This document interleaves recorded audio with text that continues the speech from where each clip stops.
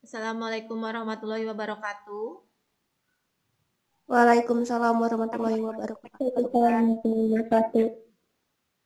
Oke, pada kesempatan hari ini di pelajaran otomatisasi tata kelola keuangan, kita akan masuk ke bab 3. Di bab 3 ini berjudul penyusunan laporan keuangan. Nah, nanti tujuan pembelajaran kita setelah mempelajari materi ini diharapkan peserta didik memiliki kemampuan untuk yang pertama menyimpulkan prosedur penyusunan laporan keuangan berdasarkan standar akuntansi yang berlaku. 2. Memahami cara penyusunan laporan keuangan sesuai dengan standar akuntansi yang berlaku. 3. Mempresentasikan penyusunan laporan keuangan. 4. Mempraktekkan cara penyusunan laporan keuangan perusahaan sesuai standar akuntansi yang berlaku. Nah, di sini untuk materinya sesuai dengan definisi akuntansi sebagai kegiatan yang meliputi proses pencatatan sampai dengan penganalisaan data-data keuangan perusahaan, produk yang dihasilkan dari kegiatan tersebut berupa pelaporan keuangan. Nah, itu definisi dari akuntansinya. Jadi, dalam akuntansi itu adalah proses yang meliputi pencatatan sampai dengan penganalisaan data-data keuangan perusahaan serta produk-produk yang dihasilkan dalam suatu proses memproduksinya di suatu perusahaan tersebut.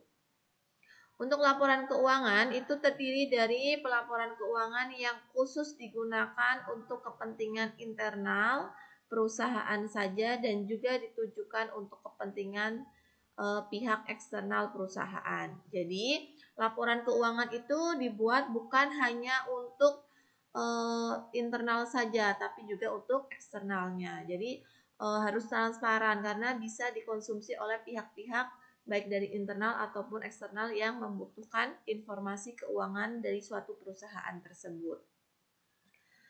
Nah, di sini kalau kita lebih memahami bahwa tujuan dari penyelenggaraan administrasi keuangan yang baik adalah penyajian informasi keuangan yang tentunya akuntabel dan realistis. Maksudnya itu sesuai dengan kenyataan, kemudian semua keuangan yang kita buat itu harus ada bukti-buktinya atau dokumen yang mendukungnya.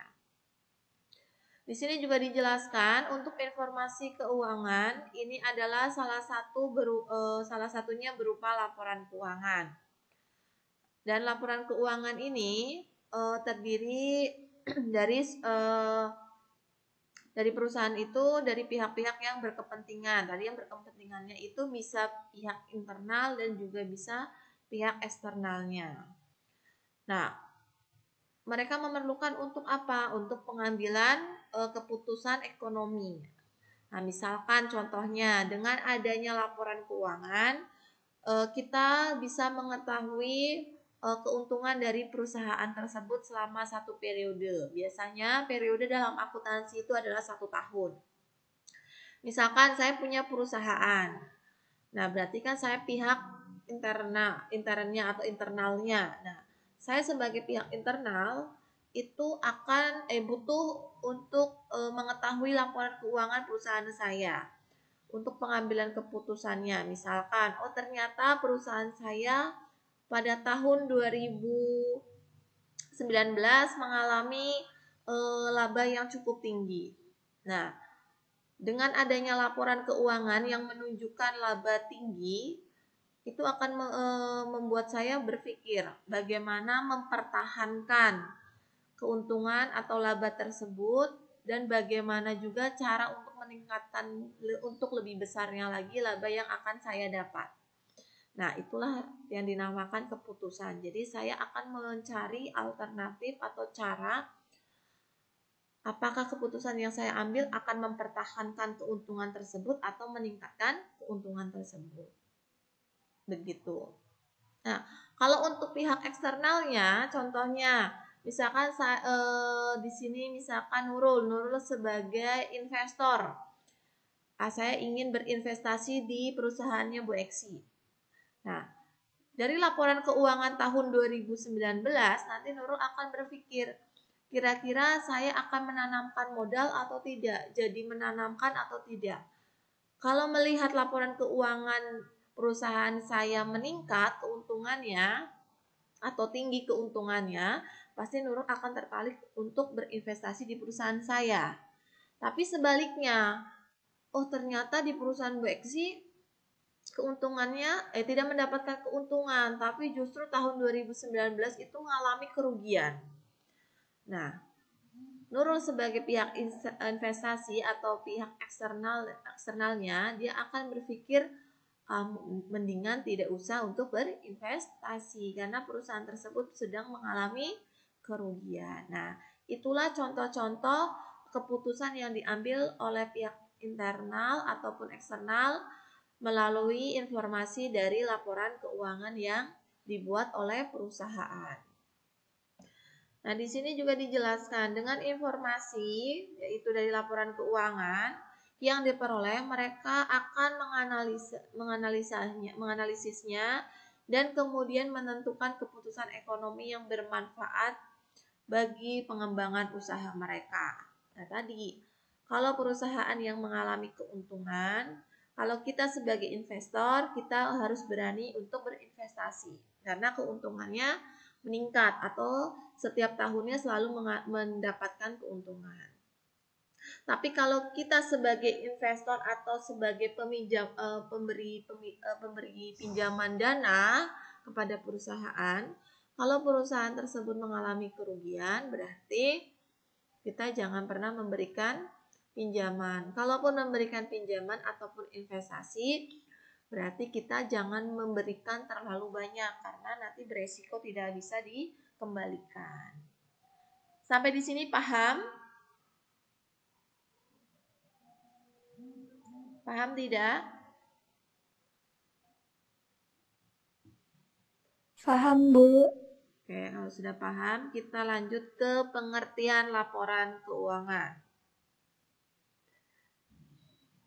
Di sini laporan keuangan adalah statement perusahaan berupa keadaan keuangan perusahaan dalam suatu periode tertentu yang digunakan untuk pengambilan keputusan baik secara internal atau eksternal perusahaan. Nah, tadi sudah saya jelaskan di atas. Jadi laporan keuangan itu memberikan penjelasan bahwa perusahaan mengalami keuntungan atau kerugian, kemudian harta apa saja yang dimiliki oleh suatu perusahaan, kemudian perusahaan tersebut bergerak di bidang apa, bagaimana kenaikan-kenaikan proses misalkan produksinya dan lain sebagainya. Itu bisa kita dapatkan dari laporan keuangan suatu perusahaan. Nah, di sini ada syarat-syarat penyusunan laporan keuangan. Yang pertama itu adalah kualitas primer, yaitu kualitas utama yang membuat informasi keuangan berguna sebagai dasar untuk pengambilan keputusan. Untuk kualitas primer itu meliputi yang A, relevan. Berarti bahwa laporan keuangan yang disusun oleh suatu perusahaan memiliki hubungan langsung dengan pengambilan keputusan. Informasi keuangan dikatakan relevan jika dapat membuat perbedaan dalam pengambilan keputusan ekonomi oleh pemakainya. Informasi yang relevan adalah informasi yang memiliki nilai prediktif, umpan balik, dan tepat waktu. Nah, itu yang dikatakan relevan. Jadi, laporan keuangan itu harus ada nilai prediktifnya. Prediktifnya itu maksudnya dia bisa memberikan informasi yang sesuai dengan kenyataan yang ada. Tuh. Sehingga nanti begitu kita menggunakan laporan keuangan tersebut untuk pengambilan keputusan, berarti keputusan yang kita ambil bukan keputusan yang salah karena semuanya sudah ada dokumen-dokumen yang mendukung, ada bukti-buktinya, seperti itu. Kemudian ada handal yang B. Handal di sini artinya bahwa informasi tersebut dapat dipercaya karena cukup terbebas dari kesalahan dan penyimpangan di dalam penyajiannya. Informasi yang handal adalah informasi yang memiliki syarat antara lain dapat diperiksa, penyajiannya jujur dan netral. Nah, di sini dalam akuntansi itu memang sangat dibutuhkan orang yang bertanggung jawab dan orang yang jujur. Karena laporan yang mereka buat harus bersifat jujur, dapat dipercaya dan dapat dipertanggungjawabkan.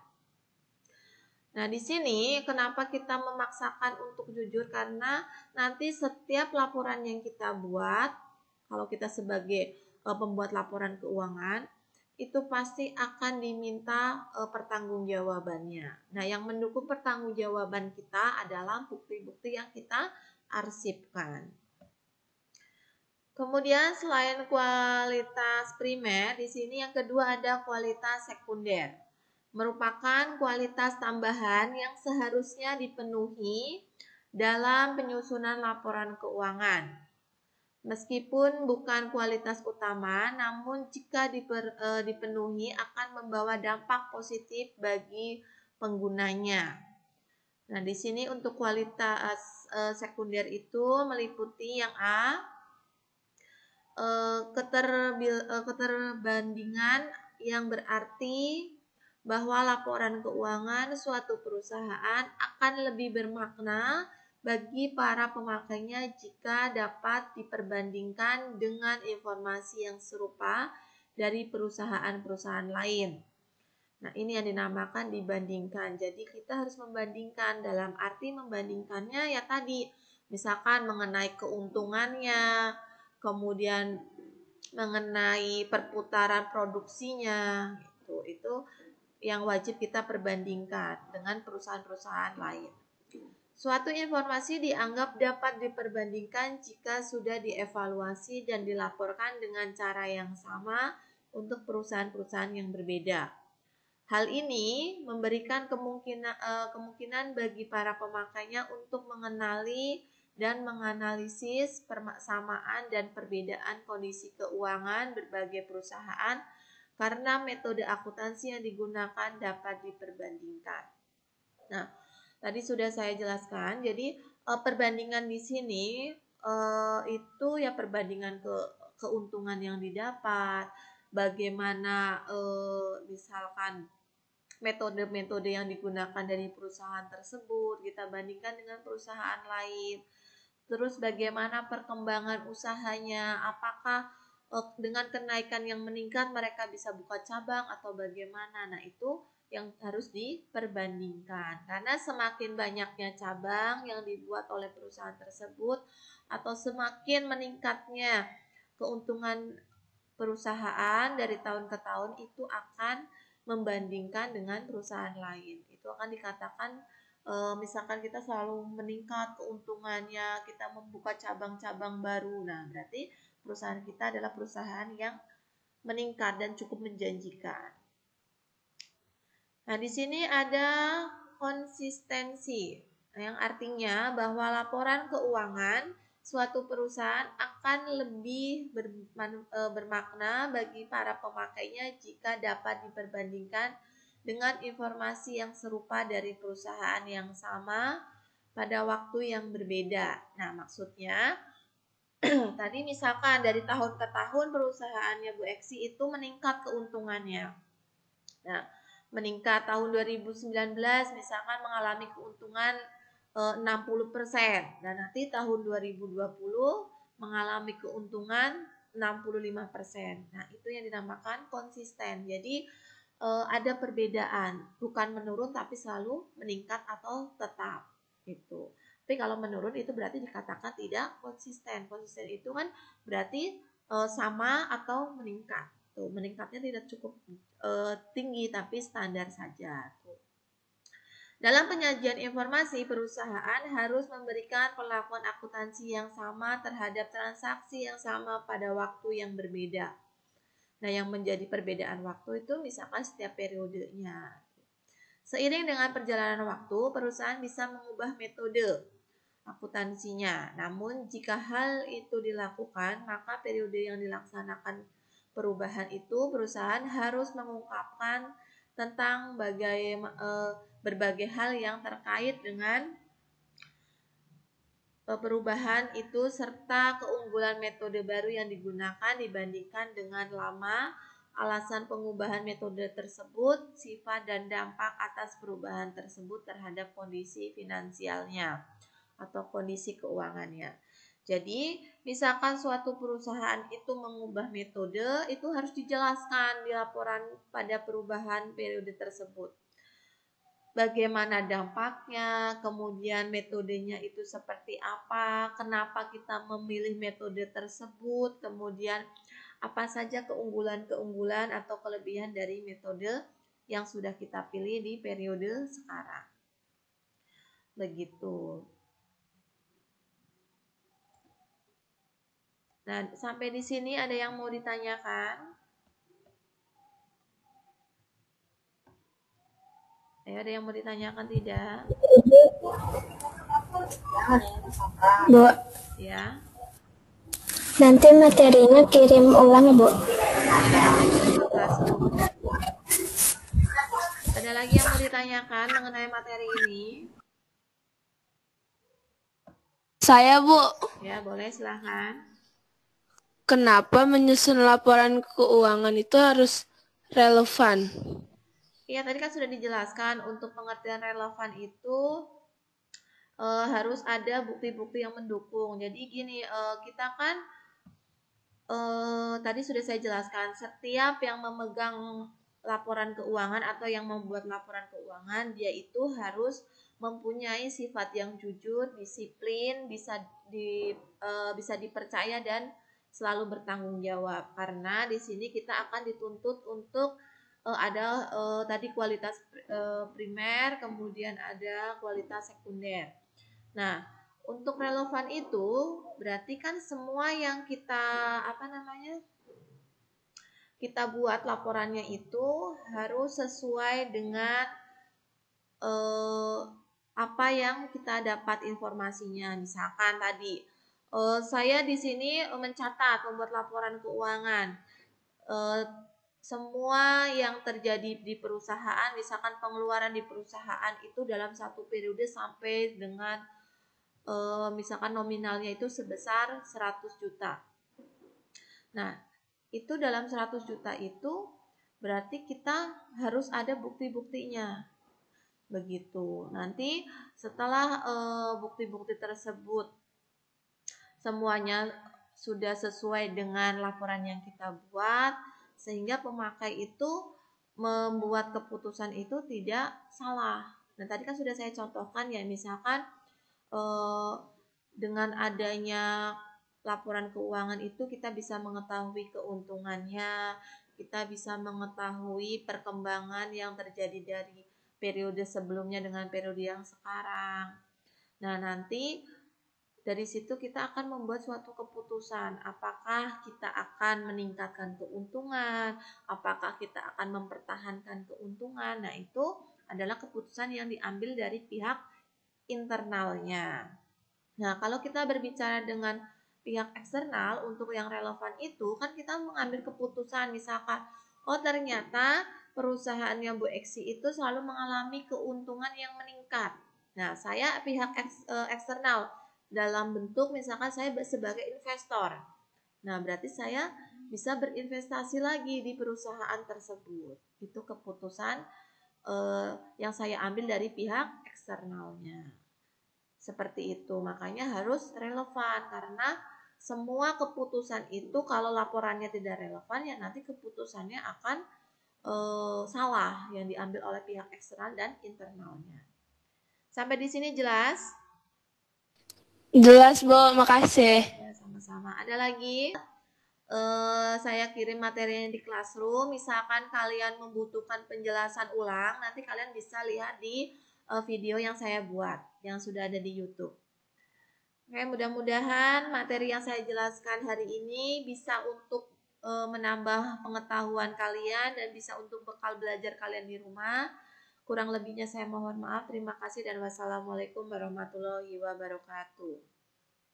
Waalaikumsalam warahmatullahi Assalamualaikum warahmatullahi wabarakatuh.